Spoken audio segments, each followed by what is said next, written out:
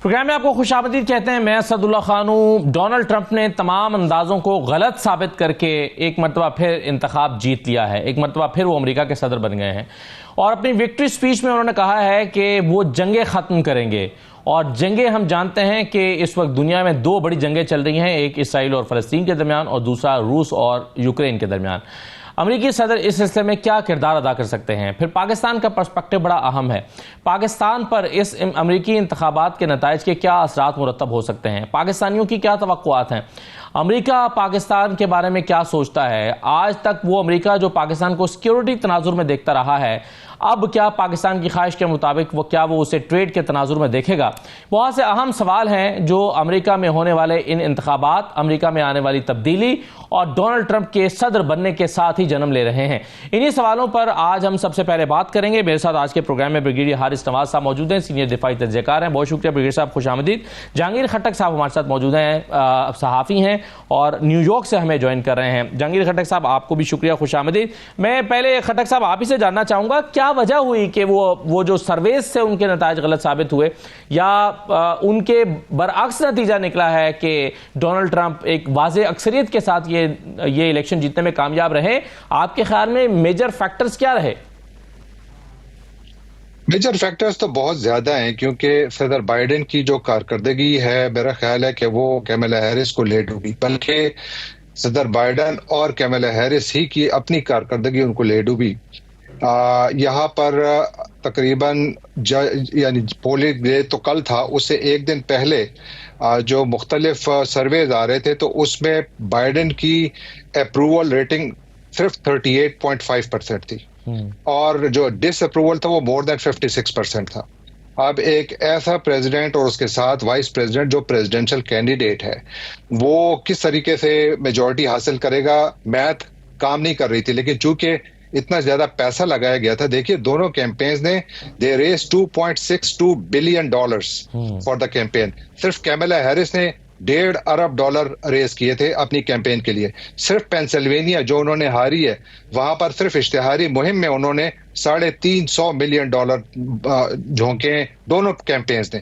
कहने का मेरा मकसद यह है कि ये एक्सपेक्टेड था कि इकोनॉमिकली भी अमेरिका में हालात ठीक नहीं है, महंगाई गर्चे अब काबू में काफी हद तक आ गई है, लेकिन फिर भी, और उसके साथ साथ जंगें, सदर बाइडेन की जो वॉर पॉलिसी है, चाहे वो यूक्रेन के हवाले से हो या मिडल ईस्ट के हवाले से हो, उसके ऊपर यहाँ पर बहुत ज्यादा तकसीम और तफरीक है। सबसे बड़ी बात, जो डेमोक्रेटिक वोटर है उसकी, जो मुसलमान वोटर, मैं इस एंगल से बात करूंगा कि मुसलमान वोटर जो कि डेमोक्रेटिक पार्टी का हिस्सा है, वो बहुत गहरी उसमें तकसीम थी। यानी आप देखिए कि मिशिगन जो कि डेमोक्रेटिक स्टेट है, वहां से रशीदा तालिब जिन्होंने अपना इलेक्शन जीत ली है, लेकिन उन्होंने कैमला हैरिस को एंडोर्स करने से इनकार कर दिया था क्योंकि वो सदर बाइडेन की पॉलिसी से इख्तिलाफ रखती हैं। और रशीदा तालिब कौन है? उनका ताल्लुक डेमोक्रेटिक पार्टी से, वो दोबारा इलेक्शन भी डेमोक्रेटिक टिकट पर ही जीती है। तो डेमोक्रेटिक पार्टी में डिवीजन, मुस्लिम वोट स्विंग किए है, मुस्लिम वोट बहुत ज्यादा हर जगह पर, और साथ फिर ब्लैक और लैटिनो वोट भी बहुत ज्यादा स्विंग कर गया। तो वॉर, इकोनॉमी और फिर इमिग्रेशन पॉलिसी और इसके अलावा होस्ट ऑफ अदर इश्यूज। लेकिन आपने खट्टक साहब जैसा कि कहा कि खुद बाइडेन और कैमला की अपनी पॉलिसी उनको ले डूबी है, लेकिन अगर उनकी पॉलिसी ऐसी थी तो फिर किस बुनियाद पर सर्वेज उनको ज्यादा बेहतर रेटिंग उनकी करार दे रहे थे? देखिए, अभी ये इलेक्शन अमेरिका में क्या पूरी दुनिया में ही मेरा ख्याल है ये साइंस भी और कारोबार भी है। हमेशा के लिए जितने भी ये कहते हैं नेक एंड नेक हो रहा है और 48% एंड 49%, वो सब कुछ प्रोजेक्शंस थी और इसमें कोई शक नहीं है कि जो ट्रंप हैं वो इस तरीके से क्लीन स्वीप नहीं कहे गए कि कैमला हैरिस से वो बहुत ज्यादा बड़े मार्जिन से जीते हैं। हाँ, मार्जिन से जीते हैं, लेकिन शॉकिंगली हाई मार्जिन से नहीं जीते, जो कि एक्सपेक्टेड था। तो लिहाजा वो जो सर्वेस थे वो लार्जली ठीक थे, और जितने भी, देखिए उससे एक दिन पहले जितने भी सर्वेज आ रहे थे जो उनके एग्रीगेट आ रहा था, तो वो ट्रंप को सपोर्ट कर रहा था। यानी जो प्रोजेक्शंस थी वो ये थी कि 7 बैटल ग्राउंड स्टेट्स यानी पेंसिल्वेनिया, मिशिगन, विस्कॉन्सिन, उसमें 4 में तो वो फेवरेट आ रहे थे। नेवाडा नहीं, 4 में नहीं, 5 में फेवरेट आ रहे थे। अच्छा। सिर्फ 2 स्टेट्स ऐसी थी कि जहां पर कैमला हैरिस जो थी वो पॉजिटिव जा रही थी कि वो शायद वहां जीत जाए, लेकिन उनका वो जो मार्जिन था वो सिर्फ 0.4% एंड 0.5% था, which is nothing, it is with in the margin of error. तो इसलिए एक्सपेक्टेड था। और फिर एक बात और, कैसे ये मुमकिन है कि एक शख्स इलेक्शन जीत सकता है कि जब 2 हफ्ते पहले आम अमरीकी से पूछा जाए कि is America going in the right direction, 2 out of 3 people say that we are going in wrong direction। कैसे मुमकिन है? सही है, बिल्कुल ठीक है। बहुत बड़े वैलिड क्वेश्चन आपने उठाए, बड़े सर बड़ा हमें इस इलेक्शन को समझने में मदद मिली आपके तज्जिए से। मगर मैं ब्रिगेडियर साहब, अब जीत गए, बाइडेन जीत गए, अब वो कहते हैं कि जंगों का खात्मा करूंगा। आपके ख्याल में इसराइल की तरफ तमाम तर हमदर्दी रखते हुए भी और उनकी पॉलिसी इसराइल के लिए अमेरिका की बड़ी वाज़ेह है, चाहे वो रिपब्लिकन्स हों या डेमोक्रेट्स हों, बड़ी वाज़ेह पॉलिसी है, कैसे कर पाएंगे वो कि इसराइल से जंग का खात्मा करवाएं? ये अमेरिका की अपनी ज़रूरत भी है या वो फ़लस्तीनियों की हमदर्दी में करेंगे? कैसे मुमकिन हो पाएगा? देखें, बेसिकली बात यह है कि बाइडेन को और कैमला हैरिस को भी जो फर्क पड़ा है वो ये 2 वॉर्स की वजह से। इवन मॉडर्न जूस जो थे, they were against the Netanyahu and Biden and Kamala के, दे वर अमेरिकन्स के उनको सपोर्ट कर रहे थे। सेकंड, तमाम मुस्लिम और ह्यूमन राइट्स जिसमें मॉडर्न इवन आपके जो क्रिश्चियंस अमेरिकन थे, they were also not happy. आपके सामने कितनी यूनिवर्सिटीज में यंग स्टूडेंट जितने थे, हार्वर्ड के ले लें, कहीं के ले लें, they were all doing slogans against government policy. तो that was one of the factors के इट वाज गोइंग इट। और मेरे ख्याल में वो भी उन्होंने ये भी कहा कि मैं 24 घंटे के अंदर यूक्रेन वॉर को मैं कंट्रोल कर सकता हूँ। That means he mean business. और इससे पहले अफगानिस्तान में भी देखे उन्होंने खत्म किया था। और जो डिस्ट्रक्शन और जो जुल्म हुआ है गाजा के अंदर, वो I think normal human being also do not like it, belonging to any religion. ये भी एक बड़ा फैक्टर है जिसकी वजह से तमाम मुसलमानों का वोट, तमाम मॉडरेट अमेरिकन का वोट, स्टूडेंट्स का वोट, इवन जूस का vote, they have gone against ये डेमोक्रेट्स के। This is one of the factors. फिर उसके बाद उनकी पेंसिल देखें, स्विंग स्टेट सारी उन्होंने जीती। हर एक में फर्क कितना आ रहा था? 1%, 2%, 51%, 49%, 51%, 50%। Main competition neck to neck था। एंड में जाके उनका जो एक रूरल एरिया का है, फिर उनका जो पीपल टू पीपल कॉन्टैक्ट है, फिर उसके बाद जो उन्होंने अपनी पॉलिसी इमिग्रेंट्स के लिए रखी हुई थी, डोमेस्टिक पॉलिसी के लिए हम इम्पोर्ट पे ड्यूटीज लगाएंगे ताकि हमारी डोमेस्टिक इंडस्ट्री इंप्रूव करे। इकोनॉमिक फैक्टर तो बहुत बड़ा है। इसलिए मेरे ख्याल में लोगों ने ये सोचा कि he is a doer and he can do anything. Unorthodox हैं, अनप्रिडिक्टेबल हैं, पॉलिसी बनाते हैं और फिर एट टाइम इवन पेंटागन को और स्टेट डिपार्टमेंट को थोड़ी सी अपने को मैनूवरिंग करनी पड़ती है। तो that is the thing here different. यही आजकल की पॉलिसी में ये चीजें हैं। अब हमें पाकिस्तान में ये देखना है कि हम इससे कितना फायदा उठा सकते हैं। That is the main question कि हमने इसके लिए क्या करनी है। हमारी हुकूमत को अभी सोचना चाहिए कि रिपब्लिकन का झुकाव मिलिट्री टू मिलिट्री कॉन्टेक्ट में ज्यादा रहता है, उसको हमने कैसे एक्सप्लॉइट करना है, हमारे क्या मफादात हैं और उसको हमने कैसे लेके चलना है। खासतौर पर ईरान पाकिस्तान रिलेशनशिप जिसमें गैस पाइपलाइन है, हमने ऑयल उनसे ले सकते हैं कम कीमत के ऊपर। कैसे हमने अमेरिकन को कन्विंस करना है कि हमारी इकोनॉमी की बात है, अगर हम हमें इंडिया को वेवर दे सकते हैं, टर्की को दे सकते हैं, वाई नॉट पाकिस्तान जो कि बिल्कुल नेबर है और हमारे ये हालात है। तो आई थिंक ओवरऑल नाउ काफी चेंजेस मुझे लगता है बेहतर होगा। वकील साहब, ये माजी में तो ये रहा ना, ट्रंप भी जब पहले आए थे तो उन्होंने पाकिस्तान से डू मोर का मुतालबा कर दिया, उसका फिर जवाब भी गया इमरान खान की तरफ से, फिर मुलाकात हुई तो ताल्लुकात में बेहतरी भी नजर आई। अमेरिका पाकिस्तान को एक सिक्योरिटी के नजर से देखता रहा है। आपके ख्याल में इस वक्त पाकिस्तान चाहता है कि जी उसको ट्रेड की नजर से देखा जाए या ट्रेड बढ़ाई जाए। अब इस वक्त पाकिस्तान, हमेशा हम ये सोचते रहे हैं कि अमेरिका पाकिस्तान से क्या चाहता है, आज हम ये सवाल कर रहे हैं कि पाकिस्तान अमेरिका से क्या तवक्को रखता है। देखिए, पाकिस्तान की पहला तवक्को ये रखता है कि America should stop looking Pakistan through Indian prism. India के रास्ते से पाकिस्तान को मत लेके आप डायरेक्ट पाकिस्तान रिलेशनशिप थे। इंपॉर्टेंट ये है कि हमने हर दफा मौके पे आपके साथ खड़े होते हैं, उसमें देखना है कि पाकिस्तान चाहता है कि हमारा ट्रेड उनसे बढ़े। पाकिस्तान चाहता है कि हम अब, लेकिन ट्रेड बनाने के लिए आप टैक्स तो बहुत करें, 3-4 बिलियन डॉलर का करते हैं, कॉस्ट ऑफ प्रोडक्शन कम होगी तो दुनिया की मार्केट बीट करेंगे ना। आपको उन्होंने 7-70 चीजें दी हुई है कि जी ये भी आप कर सकते हैं, but you don't meet world market because of high heavy cost of production. तो आपने अपने घर को तो ठीक करें, जहां एक मुल्क में 3-4 हज़ार अरब रुपया एक FBR में आपका साल का इनकम टैक्स सेल टैक्स में चोरी हो रहा है, तो अगर आप यही ठीक कर लें तो we don't have to work, आप चादर नहीं बनाने की जरूरत कहीं पे भी है। खट्टक साहब, मैं अभी जो आप पहले गुफ्तगू कर रहे थे मैं उसको आगे बढ़ाना चाहता हूँ। आपने कमला हैरिस और बाइडेन का जिक्र किया, उनकी पॉलिसीज का जिक्र किया, तो ये तासुर भी मिलता है आपकी गुफ्तगू से, और क्या ये सही मैंने तासुर लिया है कि ट्रंप अपनी स्ट्रेंथ की वजह से कम और अपने हरीफ की कमजोरी की वजह से ज्यादा जीते हैं? क्या ये कहना दुरुस्त होगा? बिल्कुल नहीं। अच्छा, देखिए, हमेशा के लिए अमरीकी इंतखाबात और पाकिस्तानी इंतखाबात में बहुत बड़ा फर्क है। यहाँ पर भी नारे बिकते हैं, लेकिन सिर्फ नारे नहीं बिकते, प्रोग्राम भी बिकता है, विजन भी बिकती है, और उस पर अगर अमल ना हो तो फिर सजा भी मिलती है। डोनाल्ड ट्रंप ने एक रास्ता दिखाया है अमरीकी कौम को, जिसका एक वाज़ेह जो मकसद है, वो कहते हैं कि मैं नई जंगें नहीं शुरू करूंगा, मैं जंगें खत्म करूंगा। और दूसरी तरफ कोई रास्ता नहीं है वाज़ेह, यानी कमला हैरिस जो है वो कह रही है मैं यूक्रेन को इमदाद भी दूंगी, इसराइल को इमदाद भी दूंगी, हम 2 स्टेट सोल्यूशन में जो है बिलीव भी रखते हैं, लेकिन भी she is not giving any way forward कि उसका रोड मैप क्या है। जबकि डोनाल्ड ट्रंप जो है वो ये कह रहे हैं कि मैं लबनान में और गजा में जंगें खत्म करूंगा, और इसी तरह जो यूक्रेन है उसमें जंग खत्म करूंगा। मेरा ख्याल है कि आप देखेंगे जो सबसे पहला कदम शायद वो उठाएंगे वो ये करें कि यूक्रेन की इमदाद बंद करेंगे। जो मिलिट्री एड यूक्रेन को मिलती है, जब से जंग शुरू हुई है अमेरिका ने यूक्रेन को सदर बाइडेन के दौरे सदारत में $171 अरब की इकोनॉमिक और मिलिट्री एड दी है। मेरा नहीं ख्याल कि ये एड उनको जारी रहेगी। तो चूंकि जिस तरह गाड़ी पेट्रोल पे चलती है, जंग बारूद पे चलती है, बारूद खत्म हो जाए तो फिर नारों पे जंगें होंगी, बाकी नहीं होंगी। देखिए असदुल्ला साहब, ये जो मसाइल होते हैं उनका हल सिर्फ जंगों के जरिए नहीं निकाला जाता, डिप्लोमेसी के जरिए भी निकाला जाता है, और वो मेरा ख्याल है यही बता रहे हैं कि मैं डिप्लोमेसी को इस्तेमाल करूंगा। बिल्कुल सही है, पीस प्रोसेस को इनिशिएट कर सकते हैं। इस पर ब्रिगेडियर साहब आप कहिए कि हमने देखा है कि आप जैसे आप कह रहे थे कि एक इंडिया के लेंस से या उसके प्रिज्म से नहीं देखना चाहिए। बाइडेन इंतजामिया के दौर में हमने देखा है कि एक इंडिया को इस रीजन में उसने खास रोल दिया और फिर और ख़ास अहमियत भी दी, और हमने देखा उन्हें फिर उनके जो मिलिट्री टाइज थे उस पर भी इजाफा हुआ।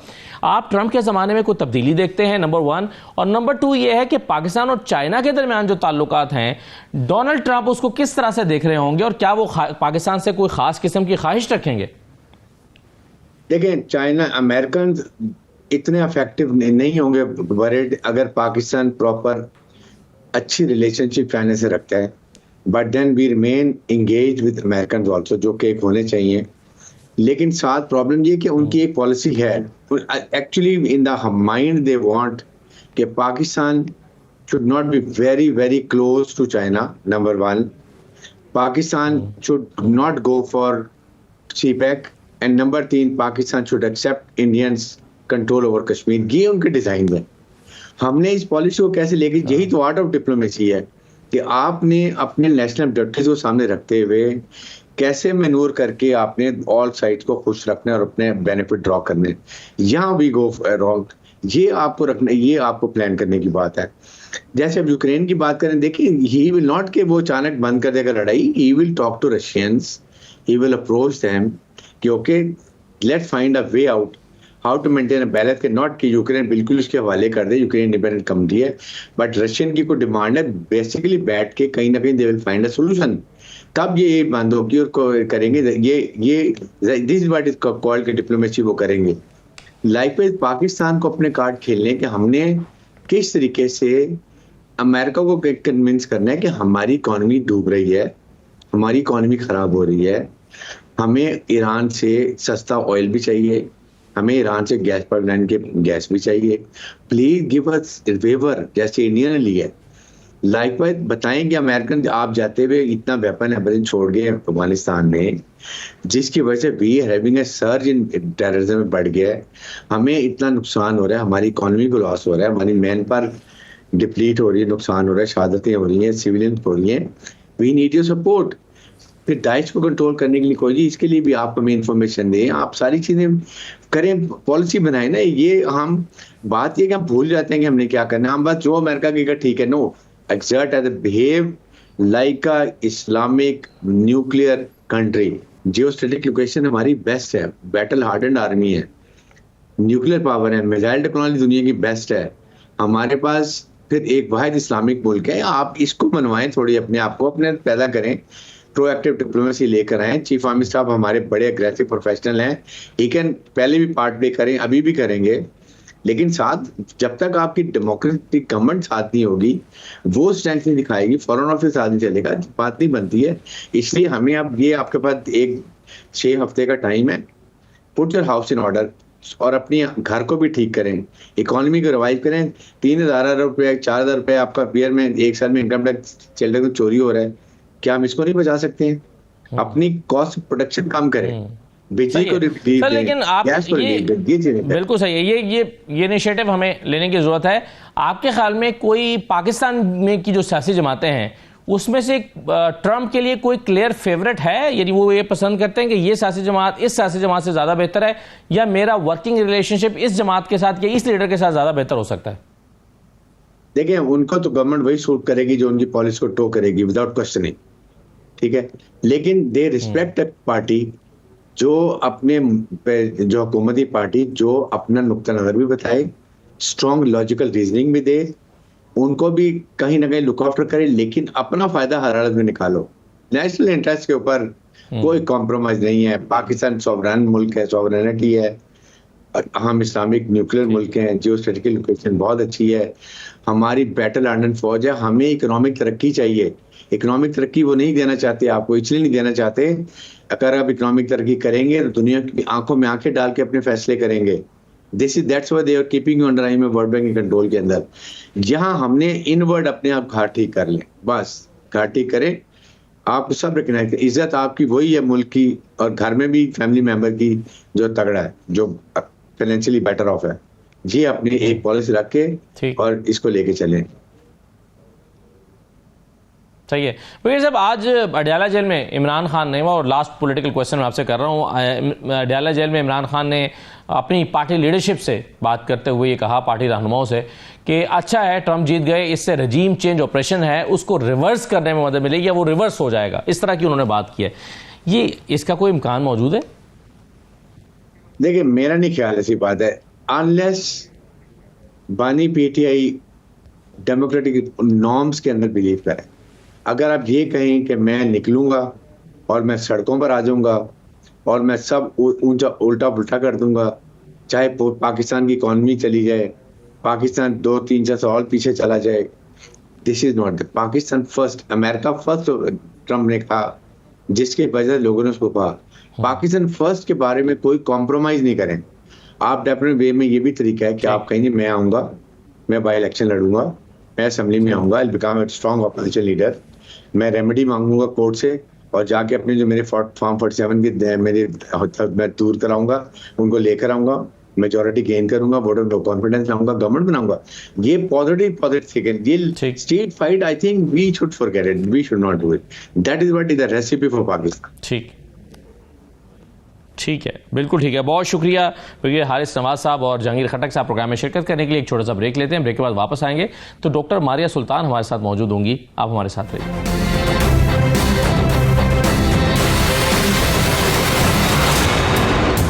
ब्रेक के बाद दोबारा आपको खुशामदीद कहते हैं। डॉक्टर मारिया सुल्तान साहबा हमारे साथ मौजूद हैं, सीनियर दिफाई तज्जियाकार हैं। बहुत शुक्रिया डॉक्टर साहबा, खुशामदीद। डॉक्टर साहब, सबसे पहले तो ये बताइए कि अपनी जो विक्ट्री स्पीच है उसमें डोनाल्ड ट्रंप कहते हैं कि वो जंगें खत्म करेंगे। आपके ख्याल में क्या कर सकते हैं वो यूक्रेन वॉर को ख़त्म करने के लिए? और ये जो मिडिल ईस्ट का मामला है, इसमें फ़लस्तीन के और इजराइल के दरमियान जो कशीदगी या लड़ाई या जंग है, इसमें तो पहले से उनकी जो तरफदारी है वो इजराइल की तरफ मालूम होती है, तो फिर क्या हो पाएगा?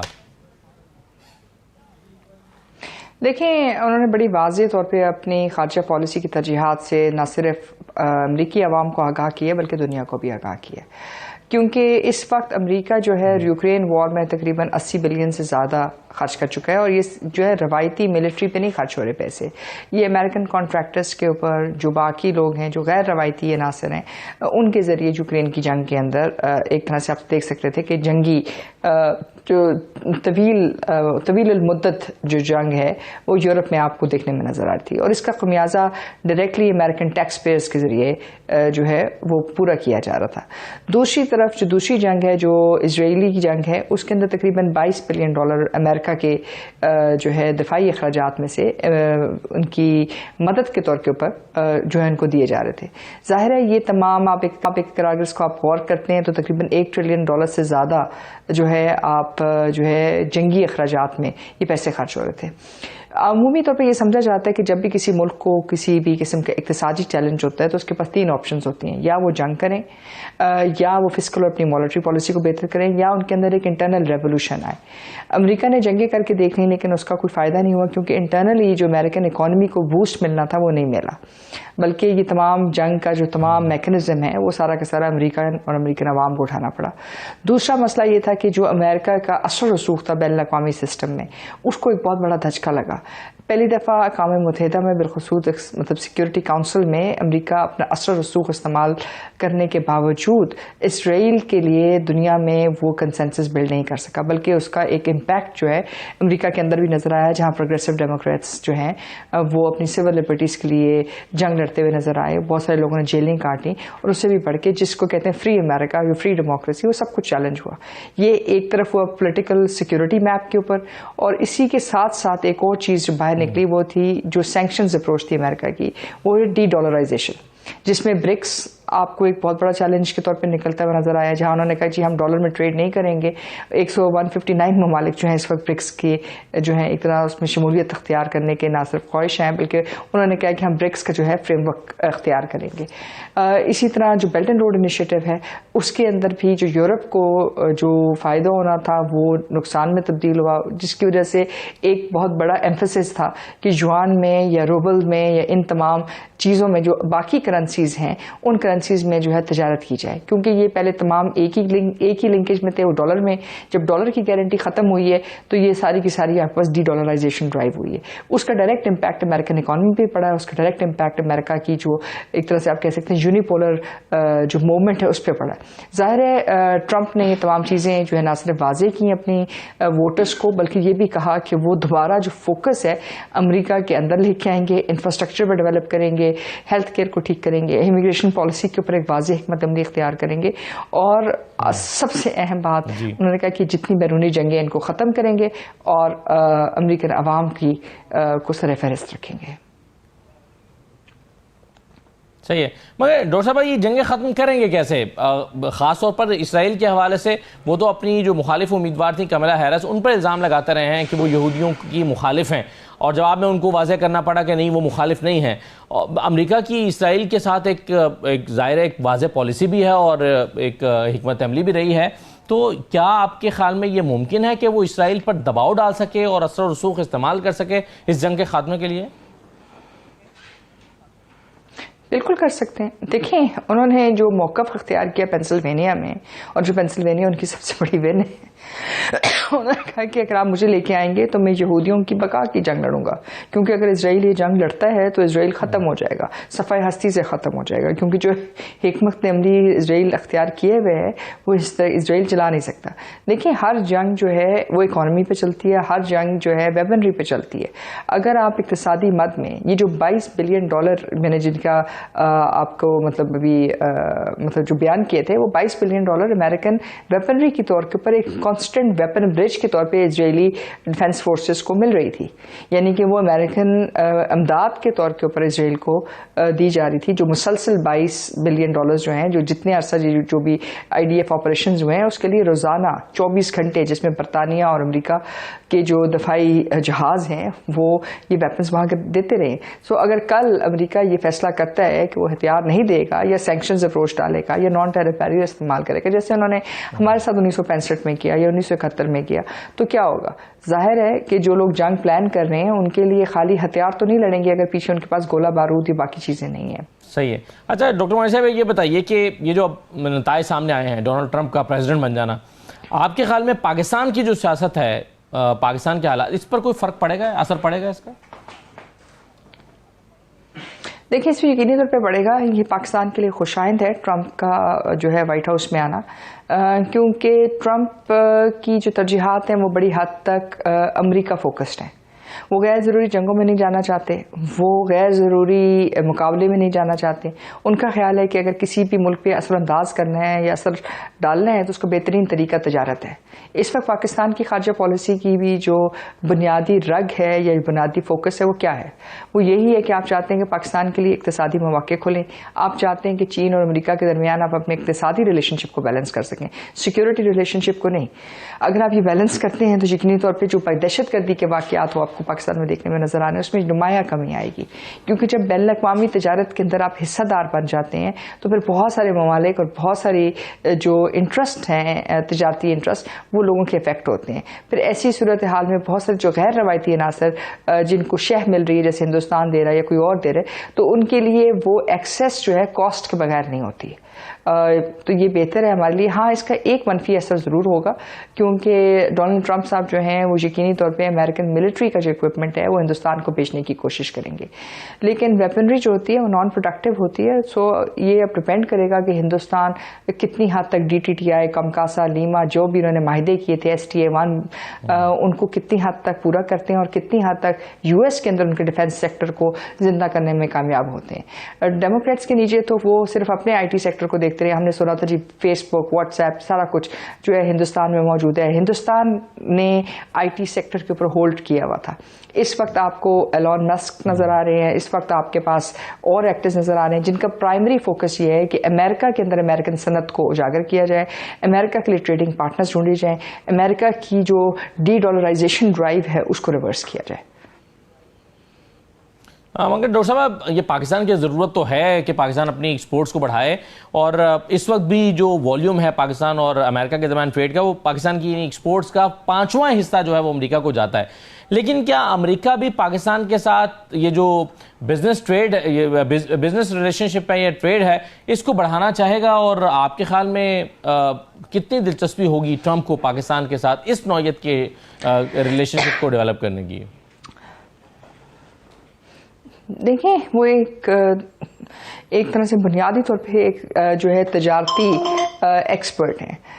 सो वो चाहेंगे कि पाकिस्तान के साथ अपने तजारती मामला ठीक रखें। वो चाहेंगे कि बेल्ट एंड रोड इनिशिएटिव का फ़ायदा उठाएं। वो चाहेंगे कि चीन के साथ उनके तजारती ताल्लुकात चलते रहें। वो चाहेंगे कि रूस के साथ उनके तजारती ताल्लुकात चलते रहें। और इन तमाम जगहों को अगर आप गौर से देखते हैं तो उसमें पाकिस्तान का जो किरदार है वो नुमाया है। तो इसलिए यहाँ उनके लिए एक नई मार्केट अपॉर्चुनिटी है, एक नया एक्सेस है, और वो यकीनी तौर पर इसका फ़ायदा उठाने की कोशिश करेंगे। अगर आपको याद पड़ता हो तो जो अमेरिकन अफवाज का इनखला है वो भी उन्होंने इसी वजह से किया था, क्योंकि वो समझते हैं कि अमेरिकन फ़ौजें और अफवाज बिलखसूस दुनिया में बहुत सारी गैर ज़रूरी जंगें लड़ रही हैं, जिससे गैर ज़रूरी जो है अमरीकी खून का नुकसान हो रहा है, अमरीकी जान का, अमरीकी माल का, और ये तमाम चीज़ें जो हैं इन जंगों से जो इक्तिसादी चैलेंज है अमरीका के अंदर वो ख़त्म नहीं हो सकता, जो लोगों की मुश्किलात हैं वहाँ ख़त्म नहीं हो सकती। यही वजह है कि सेंट्रल अमेरिका से लेके जितनी भी स्टेट्स हैं उनमें उनको एक वाज़ेह मेजॉरिटी मिली है अमरीका के पॉइंट ऑफ व्यू से। 51.2% मिलना, 52% मिलना, ये कोई छोटी बात नहीं है अमरीका के अंदर, जहाँ हर एक वोट रजिस्टर्ड है। इसका मतलब है कि कुछ वोट्स जो हैं टूटे हैं, जो नए वोटर्स हैं उन्होंने डेमोक्रेट्स को टोटली जो है एक्सेप्ट नहीं किया। और फिर ना सिर्फ ये बल्कि जो उनके बाकी जो हाउसेस हैं, जैसे आप ये देख लें सेनेट हो गया, उनकी पार्लियामेंट के अलावा उनकी जो सुप्रीम कोर्ट होगी, उन सब के अंदर रिपब्लिकन्स का जो है इस वक्त जोर भी है और उनके नुमाइंदे भी मौजूद हैं। तो इसका मतलब ये कि ये आम प्रेसिडेंट नहीं होंगे, एक वेरी स्ट्रॉन्ग US प्रेसिडेंट के तौर पे उभरेंगे कम से कम अगले 2 सालों के लिए। ठीक है, बहुत शुक्रिया डॉक्टर महारिया सुल्तान साहब प्रोग्राम में शिरकत करने के लिए। ब्रेक लेते हैं नाज़रीन, ब्रेक के बाद वापस आते हैं।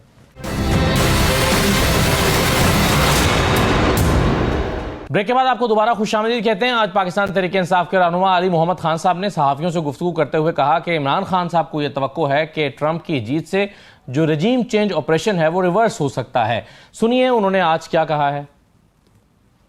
ट्रंप के आने से जो रजीम चेंज की गलत पॉलिसी थी वो रिवर्स हो जाए। खान साहब ने ये कहा कि हमें ये तवक्को है कि जो बाइडेन के जाने से कम अमेरिका कुछ नहीं तो न्यूट्रल हो जाएगी, मतलब वो गैर जानिबदार होगी। यहाँ जिसको भी आवाम चाहे उनकी हुकूमत आनी चाहिए। दूसरी चीज़ ये है, इमरान खान हमेशा ऊपर वाले की तरफ देखता है, उसका ईमान और उसका यकीन और उसकी तवक्को सिर्फ अल्लाह ताला से। अली मोहम्मद खान साहब हमारे साथ मौजूद हैं, रुकन कौमी असम्बली पाकिस्तान तहरीक इंसाफ के रहनुमा। बहुत शुक्रिया अली मोहम्मद खान साहब। आपने कहा कि इमरान खान को तवक्को है कि रजीम चेंज ऑपरेशन जो है वो रिवर्स हो सकता है। सर रिवर्स कैसे हो सकता है, इससे क्या मुराद है आपकी? बहुत शुक्रिया। बिस्मिल्लाहिर्रहमानिर्रहीम, अल्लाहुम्मा सल्ली अला मुहम्मद व अला आलिहि व सहबिहि वसल्लम। खान साहब ने आज कहा कि जो बाइडेन साहब के नीचे जो एक नेगेटिविटी थी वो कम से कम दूर होगी। बाकी ये तवक्को करना कि ट्रंप साहब को फोन करेंगे और खान साहब रिलीज होंगे, ये ऐसी बातें नहीं होती। स्टेट टू स्टेट रिलेशंस हैं। लेकिन बहरहाल एक एडमिनिस्ट्रेशन के चेंज होने के बाद दूसरी जब आती है तो उनकी पॉलिसीज में एक शिफ्ट होता है। तो ट्रंप साहब जब सदर थे और खान साहब जब वजीर आजम थे, तो खान साहब ने आज कहा कि ट्रंप साहब से उनका रब्ता रहता था, उनकी कॉल आती थी और दो तरफा ताल्लुकात जो बिजनेस के हवाले से, स्ट्रेटेजिक जो ओवरसीज के हवाले से, हमारे स्टूडेंट्स के इश्यूज, वहाँ बहुत से हमारे स्टूडेंट्स वहाँ पढ़ते हैं, बिजनेस कम्युनिटी का बिलखुसूस जो है, ये सारी चीज़ों पे उनसे बात होती थी।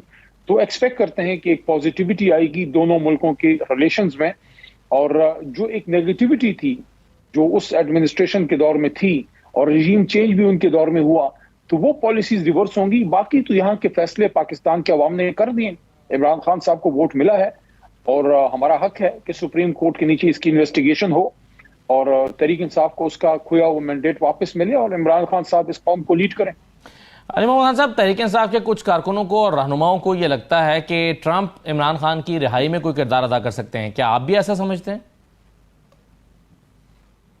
देखें, ये एक्सपेक्ट करना कि वो आके कोई डायरेक्शन देंगे, ये ना तो ऐसा होगा ना ऐसा होना चाहिए।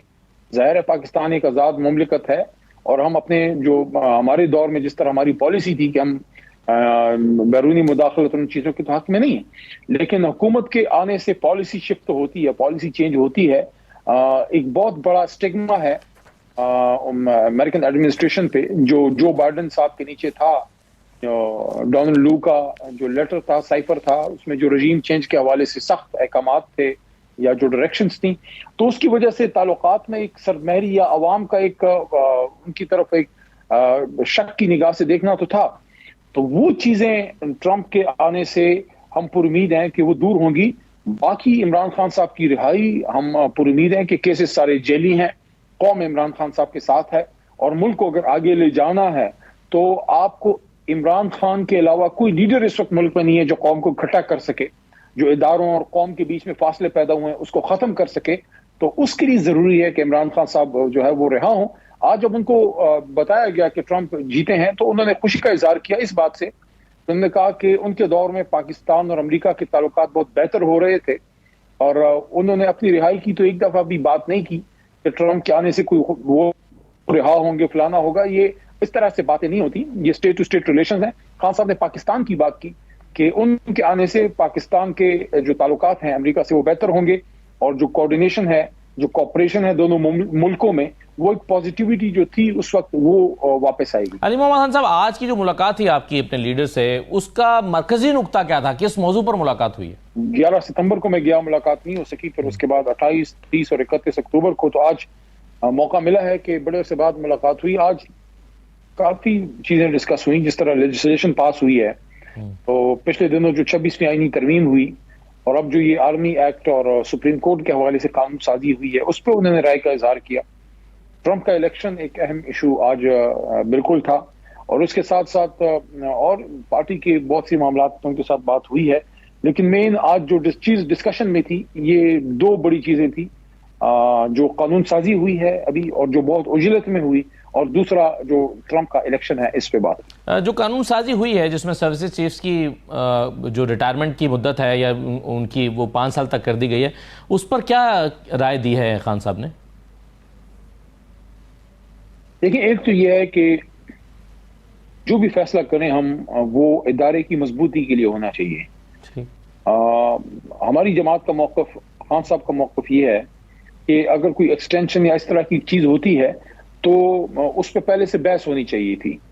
उनका ज्यादा फोकस इस चीज पे था कि ये जो कानून साजी हुई है, चाहे वो आर्मी एक्ट में तरमीम है जिसमें तीनों सर्विसेज चीफ हैं, या सुप्रीम कोर्ट में जजेस की तादाद बढ़ाना है, तो इस पे बहस क्यों नहीं की गई? इस पे आप बहस करते, इसमें जो पॉजिटिव चीजें हैं उसको डिस्कस करते, अगर कोई सुखम है उसको निकाल लेते।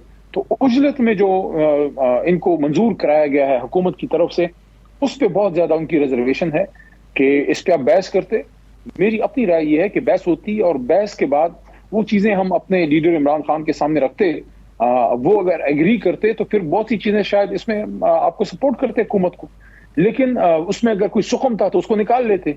लेकिन जिस उजलत में आपने पास किया जो तरकीब है इन लॉ मेकिंग्स का, तरमीमात का, वो तो यही है कि पार्लियामेंट में फ्लोर पे पेश होती है, वो फिर कायमा कमेटी में जाती हैं, वहां बहस होती है, उसके बाद आती है, फिर पास होते हैं कौमी असम्बली के फ्लोर पे, फिर उस पर बहस होती है।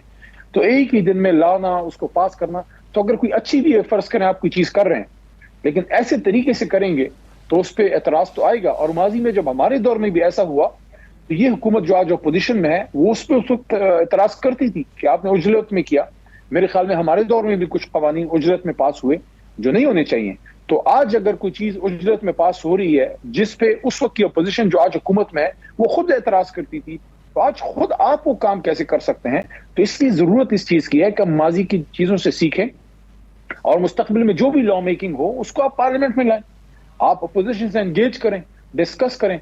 अगर कोई अच्छी चीज होगी तो हम कोई मुल्क के दुश्मन तो नहीं है, हम आपको सपोर्ट करेंगे, लेकिन कोई अच्छी चीज लेकिन सर जो 26वीं तरमीम आपके साथ डिस्कशन करके हुई है, यानी जो खुसूसी पार्लिमानी कमेटी थी उसमें भी आपने शिरकत की, फिर वो मुसवदा आपके साथ डिस्कस होता रहा, बराह रास्त हुकूमत ने नहीं भी किया तो मौलाना फजल रहमान साहब ने किया, और उस पर बैरिस्टर गौहर साहब ने आखिरी दिन प्रेस कॉन्फ्रेंस में कहा भी कि अब हमारा इस पर कोई बड़ा एतराज नहीं रहा।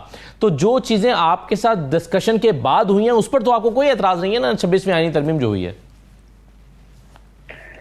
देखिए उसमें कुछ जो मिलिट्री कोर्ट्स वगैरह की चीजें थी, वो कोई उस पर मौलाना साहब भी उस पर एग्री नहीं थे। हम तो मिलिट्री ट्रायल्स के, सिविलियंस के उसके हक में नहीं है। एक माजी में हमने एक दफा सपोर्ट किया था जब जेट ब्लैक टेररिस्ट के लिए था। तो आप पूरी 26वीं आईनी तरमीम पर नजर डालें तो आपको अंदाजा होगा कि चीफ जस्टिस लगाने का इख्तियार हुकूमत के पास चला गया, आईनी बेंच के सरबराह लगाने का इख्तियार हुकूमत के पास चला गया, इस तरह से कि आईनी जुडिशल कमीशन है उसमें उनकी अक्सरियत हो गई, फिर इसी तरह से जुडिशल कमीशन में अक्सरियत हासिल कर लिया है, प्रैक्टिस एंड प्रोसीजर कमेटी में फिर तब्दीली करके उसको भी एक तरह से जैसे मुनीब को निकाल के चीज़ें मैनेज करने की कोशिश की गई है। 17 नए जजेस का आपने खुद जिक्र किया कि उससे जो है हुकूमत अपने जज भर्ती करने की कोशिश की गई।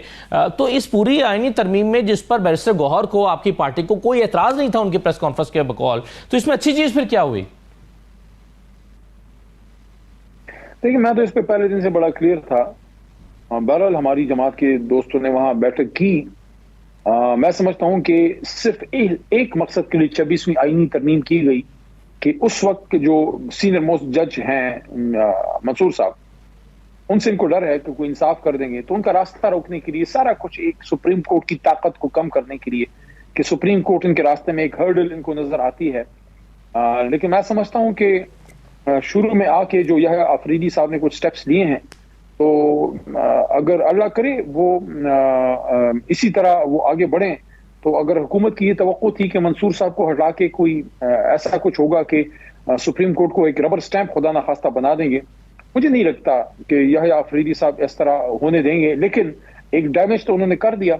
एक उसूल था मुसल्लमा कि सीनियर तरीन शख्स जो है वो चीफ जस्टिस बनता था और उसमें हुकूमत का कोई रोल नहीं होता था। एक इंडिपेंडेंस ऑफ जुडिशरी का कॉन्सेप्ट, उसको उन्हें कॉम्प्रोमाइज किया। फिर सुप्रीम कोर्ट के चीफ जस्टिस के ओहदे की ताकत को कम किया। 184(3) की पिटिशन सुओ मोटो का इख्तियार एक तरह से दे ही लिया। और फिर जो आईनी बेंच का मामला उठाया है, तो अब चीजें ये नहीं पता लगेगा कि कौन सा केस अब चीफ जस्टिस के पास जाना है, कौन सा आईनी बेंच में जाना है। फिर आईनी बेंच में सीनियर मोस्ट जज को उसका रास्ता रोकना। आप मुझे बताएं, इनको पूरे पाकिस्तान के मसलों का हल सुप्रीम कोर्ट में छेड़छाड़ करके इनको नजर आती है कि सुप्रीम कोर्ट को गिरा दो, कमजोर कर दो, खत्म कर दो। क्या पाकिस्तान के मसाइल का हल ये है? बहुत शुक्रिया अली मोहम्मद खान साहब प्रोग्राम में शिरकत करने के लिए। ये नाज़रीन आज का प्रोग्राम था, इजाज़त दीजिए, अल्लाह हाफ़िज़।